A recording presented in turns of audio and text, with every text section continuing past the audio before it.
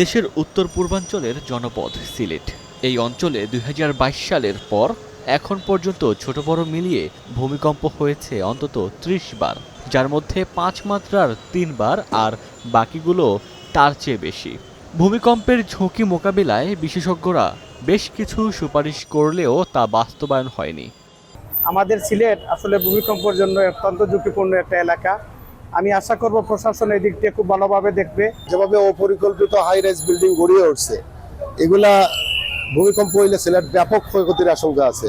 ভূমিকম্প রোধে বাস্তব যে পদক্ষেপটা নেওয়া প্রয়োজন সেটা কিন্তু আসলে নেওয়া হচ্ছে না। আমার ওই সামনে যে ভবনটা দেখতে পাচ্ছেন রাজা ম্যানশন, এটাকে অনেক আগে ঝুঁকিপূর্ণ বলা হয়েছে, পাশাপাশি আর অনেক ভবনকে ঝুঁকিপূর্ণ বলা হয়েছে, কিন্তু সেগুলো আজও ভেঙে ফেলা হচ্ছে কিনা বা এগুলো সম্পর্কে কি পদক্ষেপ নেওয়া হচ্ছে সেটা আসলে বলা হচ্ছে না। সিলেট নগরের প্রাণকেন্দ্র জিন্দাবাজার বন্দরবাজারের পুরনো market, Mitali Mansion, Madhuban Super, Surma City Super ও রাজা ম্যানশন ২০১৯ সালে একাধিক ভূমিকম্পের পর সিটি কর্পোরেশন পরীক্ষা নিরীক্ষা করে ভবনগুলো ঝুঁকিপূর্ণ হিসেবে চিহ্নিত করে। ৭টি বিপণী বিতান সহ মোট ২৪টি ভবন ভেঙে সংস্কার করার নির্দেশ দেয়া হয়, তবে সবই রয়ে গেছে উপেক্ষিত। আমাদের ইকুইপমেন্ট যথাযথ আছে কিনা, উদ্ধার অভিযানের জন্য সিটি কর্পোরেশনের এই সমস্ত ইকুইপমেন্ট আছে কিনা, আমাদের ফায়ার সার্ভিস ডিফেন্সের আছে কিনা, জেলা প্রশাসনের আছে কিনা, এই সমস্ত ইকুইপমেন্টগুলো আনতে হবে। বিশেষজ্ঞরা বলছেন, ভূপ্রাকৃতিকগতভাবে দেশে ঝুঁকিপ্রবণ এলাকার তালিকায় সিলেটের অবস্থান ওপরের দিকে। ডাউকি ফল্টের অবস্থান এই জনপদের খুব কাছাকাছি থাকায় সংকট বেশি।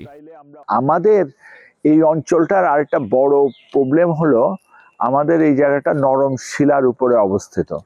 নরম শিলা হলে যে জিনিসটা হয়, অল্প ফ্রিকোয়েন্সিতে যদি বড় মানে মাঝারি একটা ভূমিকম্প হয়, অ্যাম্পলিটিউড অনেক বড় হয়ে যায়, তখন ক্ষয়ক্ষতির পরিমাণ অনেক বেশি হয়। যেন ক্ষয়ক্ষতিটা কম হয় সেজন্য আমাদের প্রিপারেশন নিয়ে রাখা উচিত, যেটা কিন্তু আমার দৃষ্টিতে গত ২০ বছরে যতদিন ধরে ভূমিকম্প নিয়ে আলাপ আলোচনা হচ্ছে, গত ২০ বছরে সেরকম প্রিপারেশন কিন্তু নেওয়া হয়নি। একই কথা বলছে ফায়ার সার্ভিস, ভাবাচ্ছে অপরিকল্পিত নগরায়ন। এখন যে ভবনগুলো হচ্ছে, নগরায়ণ হচ্ছে, সেগুলো পরিকল্পিতভাবে নগরায়ণ করতে হবে, যেন রাস্তাগুলো প্রশস্ত থাকে।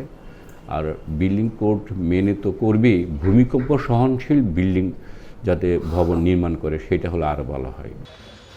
ঝুঁকিপূর্ণ ভবন সংস্কারে নিজেদের পদক্ষেপ যথেষ্ট নয় বলছেন খোদ সিটি কর্পোরেশনের প্রধান প্রকৌশলী। ভূমিকম্পের ঝুঁকি বিবেচনায় নিয়ে নতুন করে ভাবতে হবে বলে মনে করছেন তিনি। 100% আমরা ফিল্ডে এটা মনিটরিং করতে পারছি না। আমি মনে করি যে এটা আসলে সাফিসিয়েন্ট না, যে পদক্ষেপ নিয়েছে সাফিসিয়েন্ট না। সেটার জন্য আপনি যেটা বলেছেন যথার্থই বলেছেন, যে এটার জন্য আমাদের সিটি কর্পোরেশনের পক্ষ থেকে আমাদের একটা দ্রুত ব্যবস্থা নেওয়া দরকার, যে 22টা বিল্ডিং আছে। আমরা মনে করি কালেকটিভলি আমরা সবাই মিলে ইনশাআল্লাহ এই বিষয়ে পরবর্তী পদক্ষেপ, আমরা যথাযথ পদক্ষেপ যাতে করে এই থ্রেটটি কমে আসে, এবং যদি কোনো ডিজাস্টার হয়েও যায় সেক্ষেত্রে পরবর্তীতে বা ডিজাস্টার কালীন বা ডিজাস্টার পরবর্তী যে করণীয়, সেগুলো যেন ভালোভাবে করতে পারি, সেই প্রস্তুতি জন্য আমরা কাজ করে যাচ্ছি। ঝুঁকিপূর্ণ ভবনগুলো দ্রুতই অপসারণ করা হবে বলে জানিয়েছে জেলা প্রশাসন। Desk report, star news.